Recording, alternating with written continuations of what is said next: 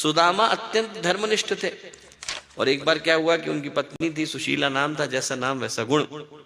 आप उनसे जाकर के कुछ क्यों नहीं कहते हैं? तो सुदामा क्या बोले? सुदामा बोले, हाँ वो लक्ष्मीपति नारायण है, पर मैं भी दरिद्र नारायण हूं। बोले, मैं यदि उनके द्वार पर जाकर के खड़ा होऊंगा तो लोगों को ये लगेगा कि धर्म इतना कमजोर हो गया कि उसे अर्थ के आगे झुकना पड़ा। बोले, मैं गलत परंपरा का निर्वहन नहीं करना चाहता। पत्नी बोली कि आप बिल्कुल सही बोलते हैं, पर शास्त्र कहते हैं कि मित्र पितृवत होता है, जो दोस्त है वो पिता की तरह से होता है। आप उनसे अपने मन की बात नहीं कहेंगे तो किससे कहेंगे? उन्होंने कहा कि आपका जो लॉजिक है वो बिल्कुल सही है, मैं चला जाता हूं मिलने के लिए। सुदामा बोले, पर मैं लेने नहीं जाऊंगा, देने के लिए जाऊंगा। आपके पास जो है वो निकालो।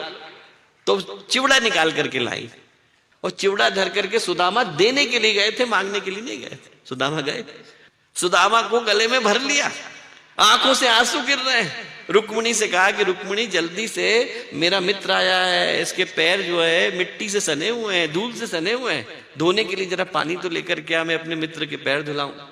और भागवत कहती है कि जब तक रुक्मिणी लौट करके आई तब तक भगवान के आंसुओं से सुदामा के चरण धुल गए थे। चिवड़ा उनने खाया, खाने के बाद माथा पोंछने लगे। सुदामा ने कुछ मांगा नहीं, उनने पहले ही संकल्प लिया था कि मैं देने के लिए जा रहा हूं, मांगने जा नहीं रहा हूं।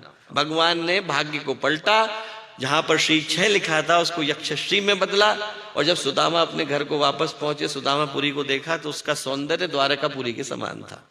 दोस्तों, भगवान के लिए जो खड़ा होता है भगवान उसके लिए खड़े होते हैं। गुरुदेव के लिए जो खड़ा होता है गुरुदेव उसके लिए खड़े होते हैं।